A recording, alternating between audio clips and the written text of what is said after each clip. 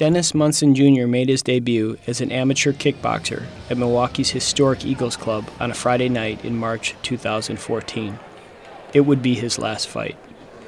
The bout was one of 15 on the card that night, all under the auspices of Rufus Sport, the city's leading gym and the area's only major promoter of kickboxing and mixed martial arts.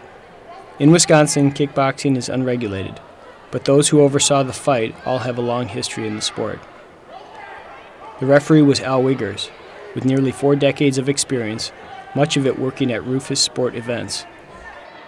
The ringside doctor was Carlos Feliciano, who has a degree in emergency medicine and is medical director at a testosterone clinic. He works out at Rufus Sport. In Munson's corner was Scott Cushman, a veteran coach and top striking instructor at Rufus Sport, and Joe Nichols, his day-to-day coach on the kickboxing team. Munson started out fast, but faded and collapsed at the end. Officials running the bout said Munson just looked tired. But a dozen independent experts who reviewed this tape said the referee, doctor, and cornermen all missed key moments when they should have intervened to help Munson.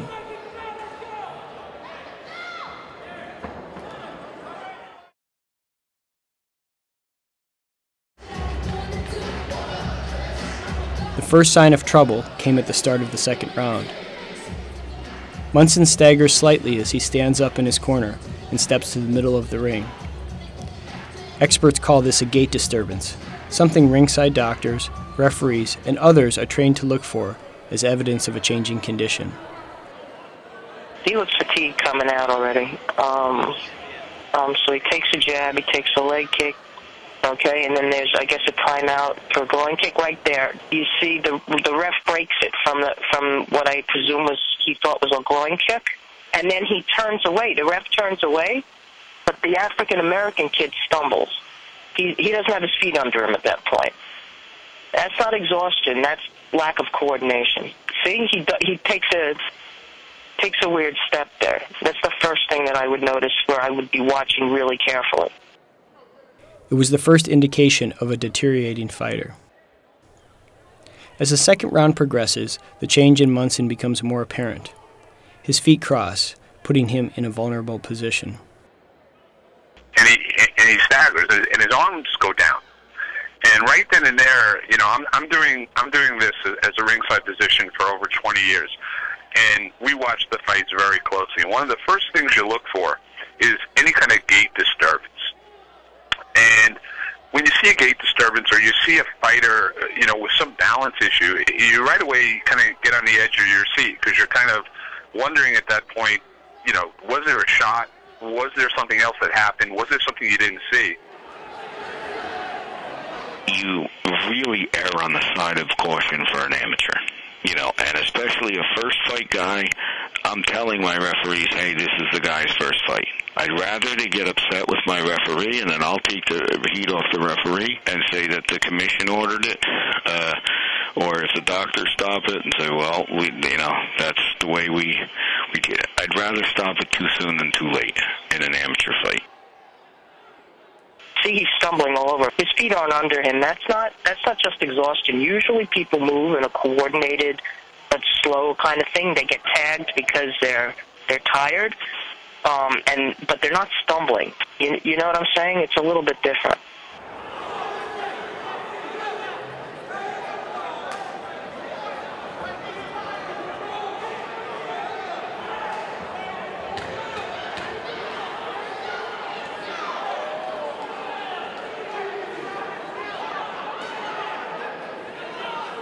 At the end of round 2, Munson staggers back to his corner.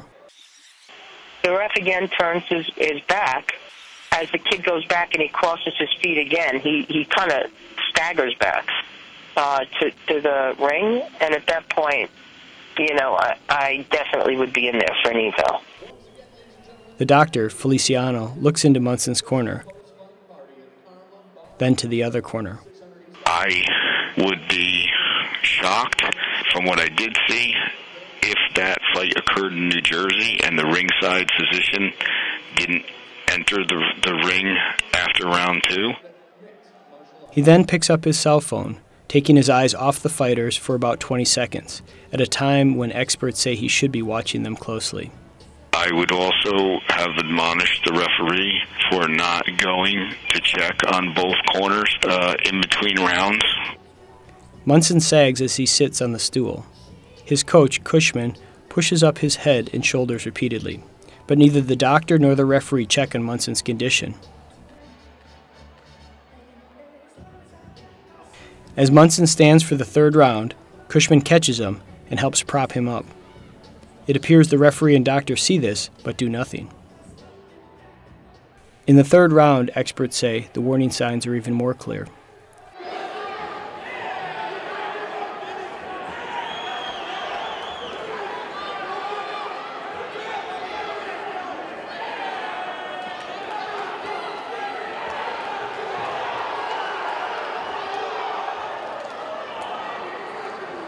He's wobbling around. This is where I'm getting really concerned as a referee.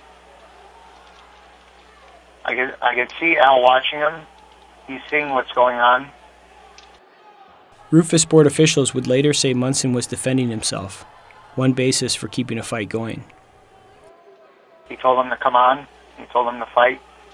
He didn't ask him if he wanted to fight. That's two different things.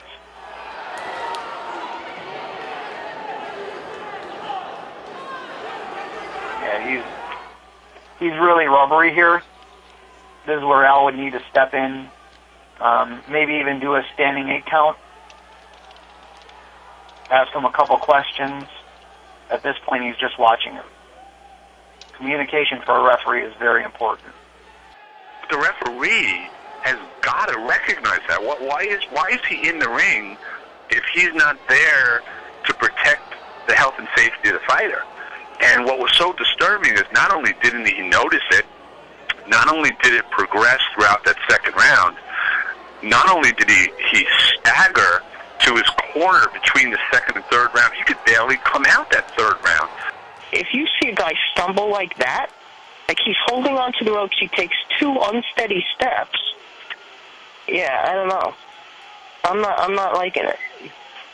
Especially with young athletes. He's too tough for his own good.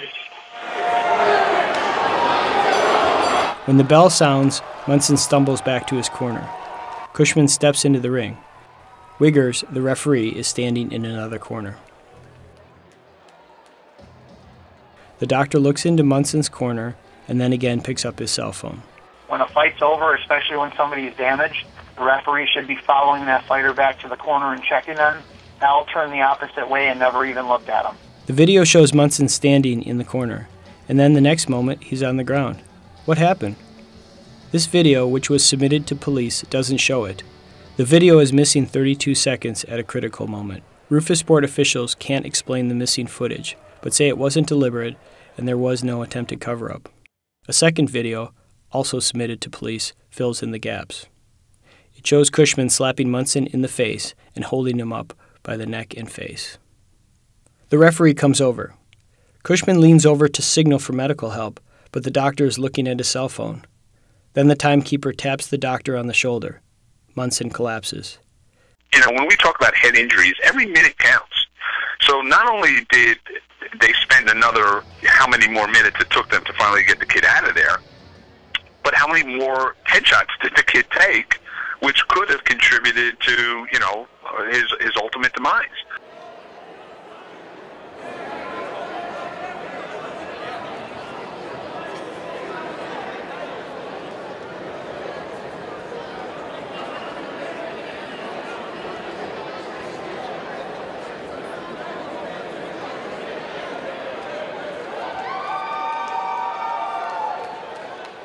The doctor never enters the ring.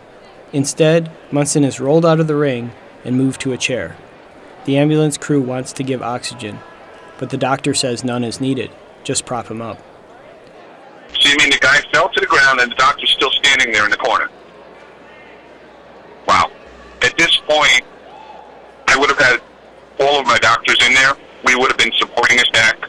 We would have had the paramedics come in. At that point, they would have started him on oxygen. We would have put a neck collar on him. We would have put him on a backboard. If need be, start an IV and basically get him out. So, and all the time, like, he's still sitting there and these guy's down, and he's kind of rolling him out. That's not how it works. It was the first of many delays in getting Munson care. It would take at least a half hour to get him to the hospital, hung up by a snafu with a manual elevator and confusion over the transport. By the time Munson made it to the hospital, he was in a comatose state. He died a few hours later. The medical examiner found he died of complications from head trauma.